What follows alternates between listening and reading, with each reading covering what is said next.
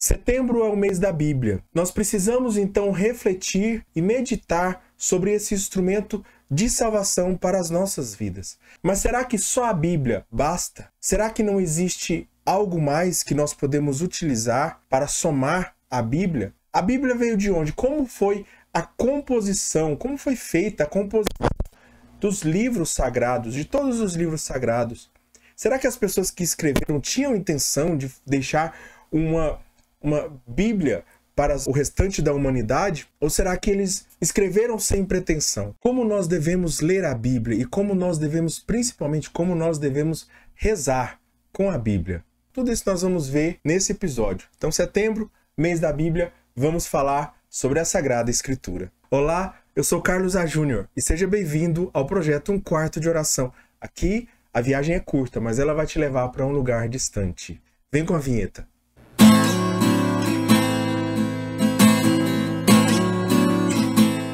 Antes de começarmos, então, eu quero te convidar a assistir esse vídeo até o final. A maioria dos vídeos eles estão pegando pouco tempo de visualização. Então as pessoas elas estão começando a assistir o vídeo e elas não estão terminando de assistir o vídeo, né? Então eu quero que você assista até o final, fique até o final, para que lá no final nós teremos algo muito importante, muito interessante, para que nós possamos fechar de fato esse tema, né? A gente não pode só responder algumas perguntas aqui e depois, naquele final ali, deixar sem as amarras, né? Nós precisamos então fica até o final, se inscreve no canal, compartilha esse vídeo com outras pessoas, deixa o seu joinha aqui embaixo, né? E bora pro vídeo. Primeira coisa que nós precisamos saber sobre a Bíblia é que ela não é um livro sistemático, ou seja, um livro que tem uma ordem histórica.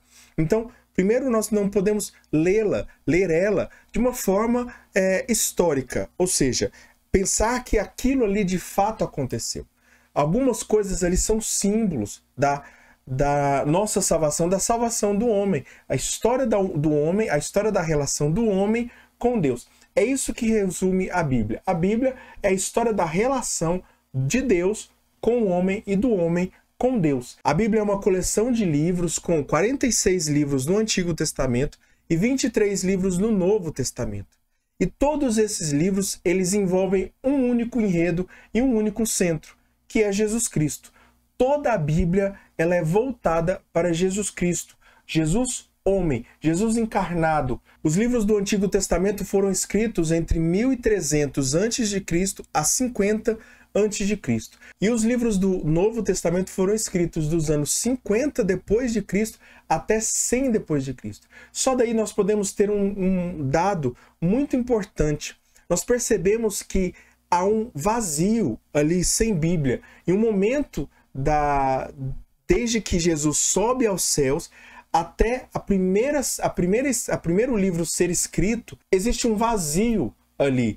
E nesse vazio, a igreja não dependia da Bíblia. Por isso, a igreja católica ainda não depende da Bíblia. Como as igrejas protestantes, elas dependem apenas da Bíblia. A igreja católica, ela não depende da Bíblia para viver, mas ela vive de outra coisa. E aí nós vamos ver mais para frente o que é ou o que são essas coisas, né? Porque são duas coisas a mais. Não que a Bíblia não fosse importante, não que a Bíblia não seja essencial para o católico, mas que ela é apenas uma das pernas desse tripé da fé católica. Esse vácuo, então, deixado ali desde a ascensão de Jesus, que foi por volta ali do ano 30, até o primeiro livro ser escrito, que foi o livro de Tessalonicenses, a primeira carta de São Paulo aos Tessalonicenses, foi o primeiro livro a ser escrito. Esse livro, ele não teve, e todos os outros livros foram escritos sem uma intenção de construir uma Bíblia, construir uma coleção de livros ali. E, na verdade, esses livros já existiam, essa coleção já existia ainda, esse cânon bíblico já existia, mas do Antigo Testamento, onde os judeus usavam. Mas o Novo Testamento, ele não existia.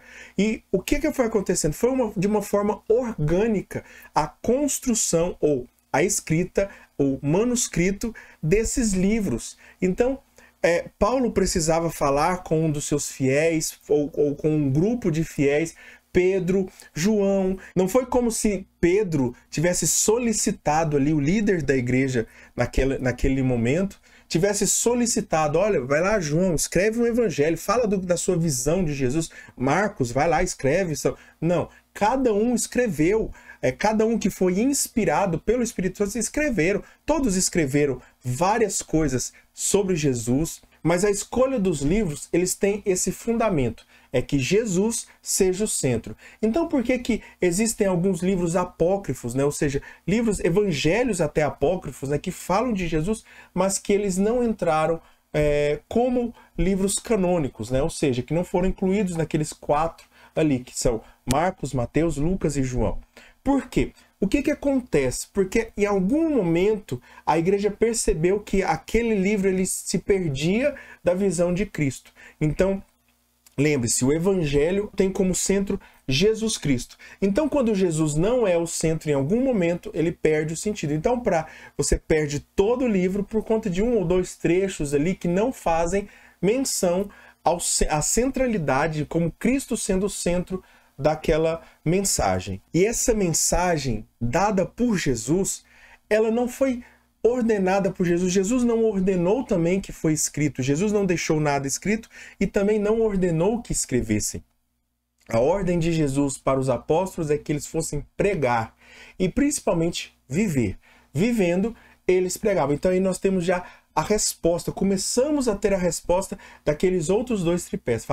Estamos falando desse tripé que é a Bíblia, que é a Sagrada Escritura, mas nós precisamos entender que existem outras 2 pernas que formam esse tripé e deixam e permanecem a igreja em pé, e deixam a fé do católico, do cristão, de pé. A igreja primitiva, então, ela vivia o evangelho. Então, nesse vazio, e desde a ascensão de Jesus até a confecção, a composição de todos os livros, quando a igreja percebeu que era necessário terem livros ali, um único livro que reunia outros livros, né, que seria a Bíblia, que seria esse cânon bíblico, até esse momento, entre esse período de tempo aí, a igreja vivia o evangelho e ela pregava o evangelho. Aí nós temos então os outros 2 tripés, que é o magistério da igreja e a tradição da igreja. A tradição é o que a igreja vive e o magistério é o que a igreja ensina. Só que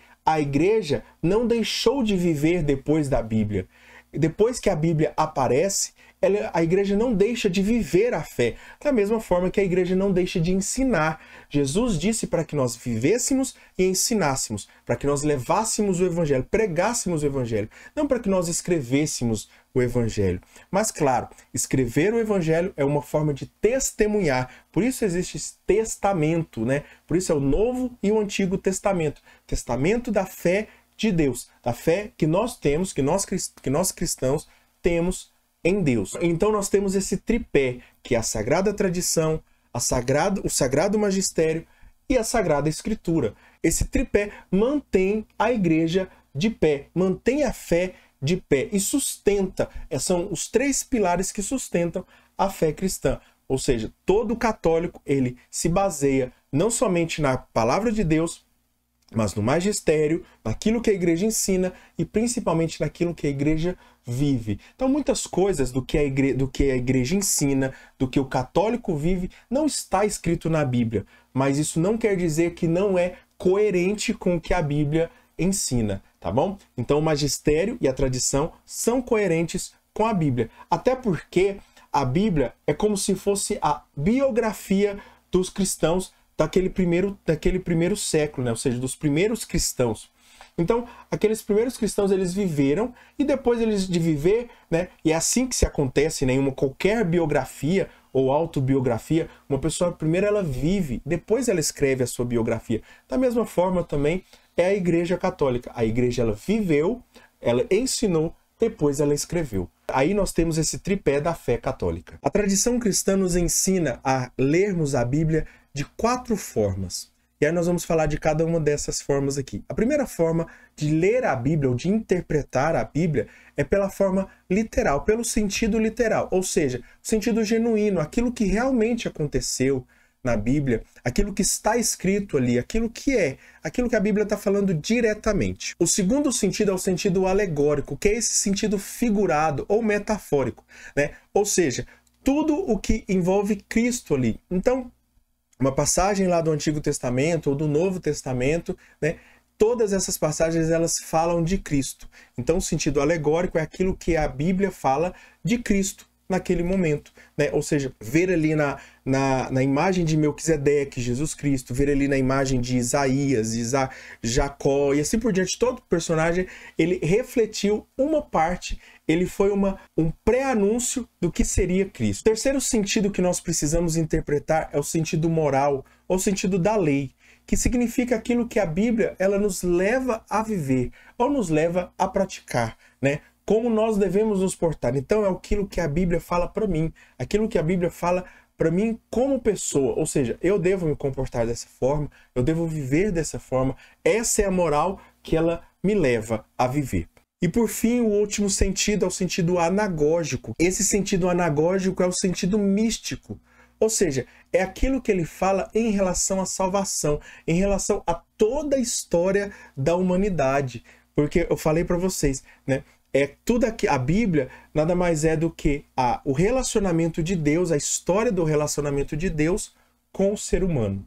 Então nós temos esses 4 sentidos que nós precisamos interpretar a Bíblia. Mas aí eu te pergunto, como nós rezamos a Bíblia? É isso que nós vamos aprender agora. Para rezar a Bíblia, a igreja nos ensina a vivermos a Lectio Divina. O que é a Lectio Divina? É essa leitura daquilo que é bíblico, daquilo que é divino, não somente da Bíblia, mas de qualquer livro que fale sobre Deus, né? Ou seja, essa leitura a partir dos olhos de Deus. Então nós lemos aquilo, mas olhamos com os olhos de Deus. Então nós não podemos olhar a Bíblia como algo para ser inquisidores, para acusar o outro, mas para nos acusar. A Bíblia é uma faca de 2 gumes, é uma espada de 2 gumes que fere nossa alma, e não para ferir a alma do outro. Então nós precisamos olhar para dentro de nós. Então a Lectio Divina, ela nos ensina em 4 etapas a nós vivermos. A primeira etapa é a da leitura. Essa leitura, nós vamos fazer a seguinte pergunta: o que o texto diz? O que esse texto fala? Então se nós olharmos ali a passagem, por exemplo, de Jesus transformando a água em vinho, né? Essa passagem ela está dizendo, olha, Jesus fez ali um milagre nas bodas de Caná pela intercessão da sua mãe, correto? Então é isso que está falando, beleza? A segunda etapa da Lectio Divina é a meditação. Agora eu vou me perguntar, o que o texto fala para mim? O que esse texto vai falar para mim? Ou seja, então aí nós observamos, continuando observando as bodas de Caná, o milagre das bodas de Caná, percebemos o seguinte, né? Jesus pode transformar todas as coisas. Já que Jesus pode transformar todas as coisas, o que Jesus pode transformar em mim? O que Jesus precisa transformar em mim? E pela intercessão da Virgem Maria, o que eu vou pedir para que Jesus transforme na minha vida? E aí eu posso fazer... Isso eu não estou falando dessa passagem, mas de todas as passagens a gente pode utilizar isso, trazer para a nossa vida. A segunda parte é a meditação, onde eu uso a minha imaginação, a minha vontade, a minha fantasia para realmente essas faculdades interiores que nós aprendemos já nos outros vídeos, e aí nós utilizamos na meditação para proporcionar essa imaginação para realmente entrarmos ali, colocarmos também o texto que ele fala para nós, para as nossas vidas. A terceira etapa da Lectio Divina é a oração. Agora eu vou me perguntar, o que o texto me faz dizer?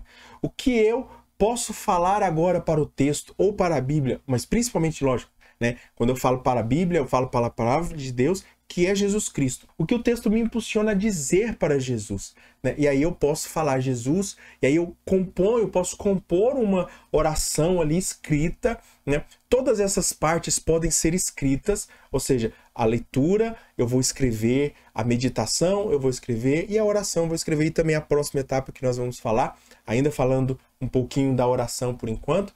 Então essa oração ela precisa ser como uma poesia, como algo que eu vou me deleitar ali, falar para Jesus de tudo aquilo que eu escutei ali e minuciosamente ruminar todas aquelas passagens, todas aquelas palavras, olhar o significado das palavras que eu não conheço, se eu tiver inspiração, se eu me lembrar de alguma coisa, né, que eu possa ir atrás também. E aí nós entramos na próxima etapa, que é a da contemplação, que é o que o texto faz em mim. E esse o que o texto faz em mim, nada mais é do que uma ação concreta, né? Uma jaculatória, uma oração, uma ação de fato, um jejum, uma penitência, uma ação devota ou uma oração até mesmo que eu possa fazer, uma novena que eu possa fazer posteriormente, durante a semana, durante o dia que se iniciou ali, que eu fiz aquela Lectio Divina, né? Então, essa Lectio Divina, ela dura ali em torno de meia hora, 15 minutos a meia hora. Uma pessoa pode fazer uma Lectio Divina, né? Uma leitura ali de um trecho, de um versículo, né? Ou pode fazer uma leitura um pouco maior, um pouco mais extensa, e aí fazer um pouco uma oração, um momento de leitura, um momento de meditação mais intenso também, mais extenso também. Então é isso. Nós vamos começar um outro projeto aqui nesse canal. Às segundas-feiras, então anota aí. E aí eu quero saber de você. E aí você vai deixar o comentário aqui, né? Algumas pessoas deixaram o comentário no outro vídeo. Eu falei, olha, escreve lá, até o céu, eu vou até o céu. Agora você vai escrever assim: eu vou viver a palavra de Deus. Você vai colocar isso, eu vou viver a palavra de Deus.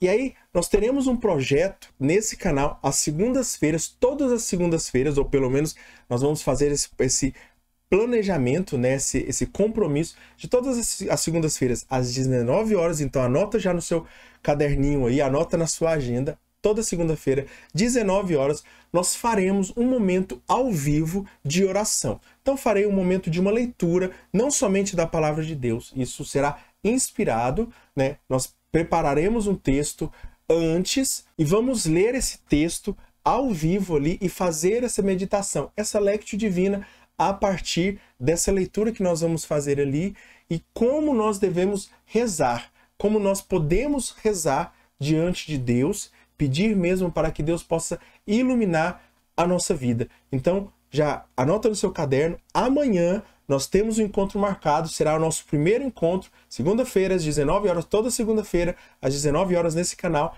live 1/4 de oração. Então, vem acompanhar conosco esse momento que é fantástico e compartilha com outras pessoas, tá bem?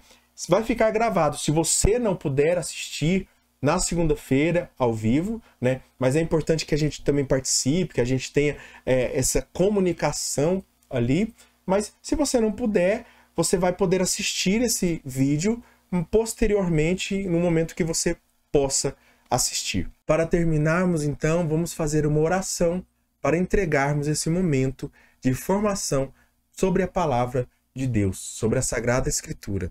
Senhor Jesus Cristo, que sois o Verbo divino encarnado por nós, para nós e no nosso meio, mostrai-me a tua palavra, não somente como algo literal, mas encarnada em minha vida. Que a vossa palavra seja a luz de minha vida e ilumine todo o meu caminhar. Conduza, Senhor, o meu coração a um encontro verdadeiro com a tua palavra e faça em mim uma obra de vossa palavra.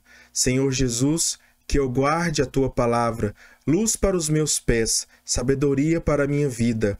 Guarde-a em meu coração e testemunha em minha vida e na vida do irmão. Que cada vez que eu ler a tua palavra, algo novo se faça em mim, retirando tudo aquilo que é velho e renovando o sentimento de Cristo em minha alma. Que eu sempre veja na tua palavra o que queres me mostrar e o caminho que preciso percorrer. Que eu sempre busque em tua palavra a resposta para todas as perguntas e dúvidas que surgirem em meu coração, colocando minha fé e esperança na vossa palavra e na vossa promessa. Que a Virgem Maria, Mãe vossa e Mãe nossa, que soube gestar o Verbo encarnado, nos ensine a trazer dentro de nossos corações e em nossa vida o testemunho da tua palavra. Tudo isso vos pedimos, ó Cristo, em unidade com o Pai e o Espírito Santo, por todos os séculos dos séculos. Amém. Então nós ficamos por aqui. Vou te convidar mais uma vez a se inscrever no canal, deixar o seu like, compartilhar esse vídeo. E se você chegou até aqui, comenta aqui embaixo: eu vou viver a palavra de Deus. Comenta aqui embaixo: eu vou viver a palavra de Deus. E nós nos encontramos então amanhã, segunda-feira, às 19 horas, e depois domingo que vem, nesse mesmo canal, tendo um outro tema para nos aprimorarmos na oração.